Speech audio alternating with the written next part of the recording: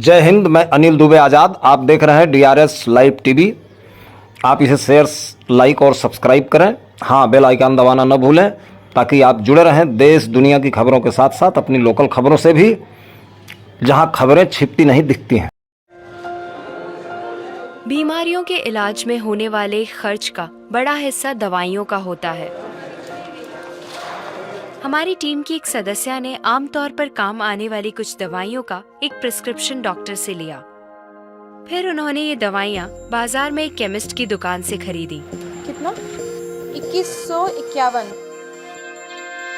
और यही दवाइयाँ उन्होंने जेनेरिक मेडिसिन की दुकान से भी ली।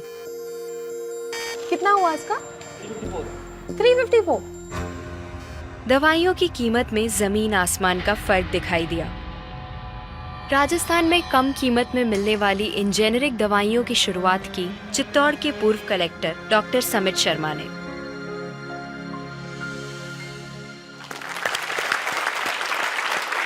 डॉक्टर समित, मुझे बताइए कि ये कैसा मुमकिन है कि हमारी जो कॉरेस्पॉन्डेंट थी वो वही दवाइयाँ उन्होंने 2000 कीमत में उनको मिली एक दुकान में, और जो जेनरिक मेडिसिन है उस दुकान में जब गई तो उनको कम में मिली, 300 में मिली। ये कैसे मुमकिन है? ठीक इसी समय प्रतिक्षण प्रतिपल एक ट्रेजेडी हमारे चारों ओर घट रही है। अर्थक्वेक की या कोई सुनामी की बात करें, उसमें जितने लोगों की जानें एक दिन में जाती हैं, उससे ज़्यादा जानें प्रतिदिन इस ट्रेजेडी की वजह से जाती है। वो क्या ट्रेजेडी है? वो ट्रेजेडी ये है साहब कि जो दवाइयों की जो वास्तविक कीमत है वो तो बहुत ही कम है, पर जो दवाइयाँ हम जब बाजार से खरीद के लाते हैं तो हमें वो 5 गुना, 10 गुना, 20 गुना, कई बार तो 50 गुना से भी ज़्यादा दामों पे हम उसको खरीदते हैं। जैसे हम भारत में अगर देखें कि 40 करोड़ से ज़्यादा लोग ऐसे हैं जो अपने लिए 2 वक्त की रोटी नहीं जुटा पाते, तो क्या वो उस दवा को खरीद सकते हैं? बहुत सारे लोगों को इस वजह से दवाई नहीं मिल रही। यस, WHO कहता है कि स्वतंत्रता के 65 वर्ष पश्चात आज भी 65% of the Indian population lacks regular access to essential medicine. जो मेन दवाई हैं, जो आवश्यक दवाइयां हैं, वो उन तक नहीं पहुंच पाती रकम की वजह से।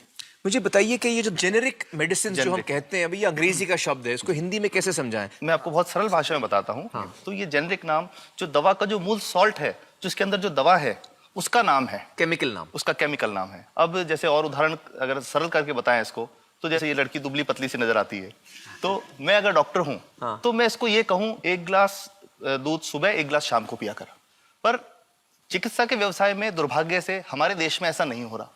हम ये नहीं कहते कि आप भैंस का दूध लेके आइए, हम कहते हैं कि वो रामू की भैंस का दूध लेके आना। यही ब्रांडिंग है। ये जब उसकी दुकान पे जाती है, वो कहता है 500 रुपए लीटर है, लेना है कि नहीं लेना। तो जो 30 रुपए की चीज़ है वो 500 रुपए में मिलती है।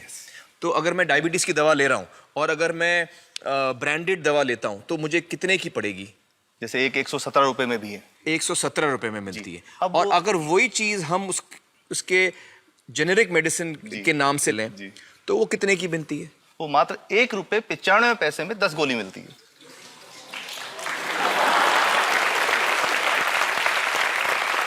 और दोनों गोलियों में कोई फर्क नहीं है किसी किस्म का? 100% समान, क्योंकि इसकी उत्पादन लागत ही इतनी है। उसका manufacturing, packaging, transport, retail margin, जो उसके मार्जिन जो हैं, जो हमारे ज्यादा वो सब मिला करके उतने की ही पड़ती है। कुछ कैंसर के मैं आपको उदाहरण दूंगा, उसमें एक ही दवा जो ब्लड कैंसर के काम में आती है, बाजार में 1.25 लाख रुपए का एक पैकेट मिलता है। 1.25 लाख का एक पैकेट जो 1 महीने चलता है। और जेनरिक में वही दवा जेनरिक में अलग अलग कंपनीज जो बनाती हैं, एक 10,200 में बेचती है, एक 8,800 में बेचती है, और एक 6,500 में बेचती है। मतलब ये आपका ये कहना है कि आपके ये प्रयास से इतने कम में राजस्थान में पब्लिक को, आवाम को ये दवाएं पहुंचा रहे हैं आप इस वक्त? जी, क्या बात है। मेरा ये सवाल है कि डॉक्टर्स जो हैं वो हमारे पर्ची पर जेनेरिक नाम क्यों नहीं लिख के देते? क्यों लिखते हैं वो ब्रांडेड? जाने नहीं देंगे बाहर फिर? नहीं, सब जाने देंगे। जब एक नया मेडिकल प्रैक्टिशनर जब प्रैक्टिस शुरू करता है, तो उसके पास जो कंपनी के जो मेडिकल रिप्रेजेंटेटिव्स होते हैं, सेल्स बढ़ाने का उनका काम होता है, मार्केटिंग प्रिंसिपल के हिसाब से सेल्स एजेंट होते हैं बेसिकली। फिर वो कहते हैं कि साहब आप हमारी जो दवा है यही लिखना, ये बहुत बेहतर दवा है, इससे मरीज ठीक होगा। और उनको, डॉक्टर्स को लिखने के लिए उनको प्रेशराइज किया जाता है, उनको टेम्प्ट किया जाता है। तो ये इसमें बहुत बड़ा कारण है जो दवा की कीमत को उसकी वास्तविक कीमत से 5, 10 गुना, 20 गुना तक बढ़ा देता है। एक बहुत बड़ा कारण है, क्योंकि हमारे पास जब हम टेंडर करते हैं तो बहुत सारे कंपनी वाले आते हैं, जो भारत की जो सबसे बेहतर कंपनियां, जिसके भी नाम, वो रेपुटेड कंपनियां जिनके नाम आप ले सकते हैं, वो सभी हमें वो उसको जो 70 रुपए की है उसको 2 रुपए में 5 रुपए में दे रही है, 30 रुपए की दवा 2 रुपए में दे रही है, इतना ज्यादा फर्क। तो कंपनी तो दे सकती है और देना चाहती है और हमें देती भी है इतनी कम दामों में, हमें दे रही है ना, ये संभव तो है। अच्छा, मैं आपको बताऊंगा कि भारत से हम लगभग 45,000 करोड़ रुपए की जेनरिक दवाइयां प्रतिवर्ष विदेशों को निर्यात करते हैं। आप भेजते हैं दुनिया भर में जेनरिक, ये जो सस्ती दवाएं हैं आप विश्व भर में भेजते हैं और हमारे लोगों को नहीं मिल रही। हमारे देश में महंगी है, हमारे देश में महंगी है, और अगर ऐसा है तो हमें कोई ईस्ट इंडिया कंपनी की जरूरत नहीं, हम वापस उसी दिशा में जा रहे हैं। आपने जब ये शुरू किया तो आपको कोई रेजिस्टेंस फेस करना पड़ा राजस्थान में? देखिए, जो प्रयास हम कर रहे हैं ये बेसिकली धारा के विपरीत बहने का एक प्रयास है जी।